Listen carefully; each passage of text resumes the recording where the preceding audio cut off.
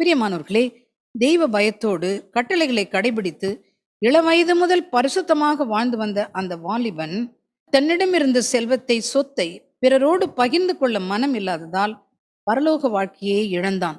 அதோடு கூட ஆண்டவராகிய இயேசு கிறிஸ்துவுக்கு சீடனாகும் பெரிய பாக்கியத்தையும் அவன் இழந்தான்.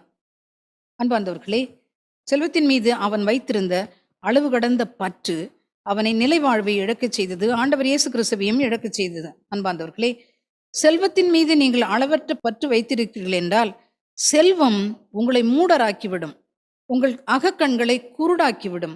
அது உங்களை அழிவை நோக்கி வழிநடத்தும். இறுதியில் உங்கள் உயிரையே குடித்துவிடும். ஆகவே பிரியமானவர்களே, உங்களிடம் செல்வம் இருக்கிறது என்று சொன்னால் அதை அப்படியே வைத்துக் கொள்ளாதீர்கள். இல்லாதவர்களோடு, ஏழைகளோடு, வறுமையில் வாடுகிறவர்களோடு அதை நீங்கள் பகிர்ந்து கொள்ளுங்கள். நீங்கள் வைத்திருக்கும் எல்லாமே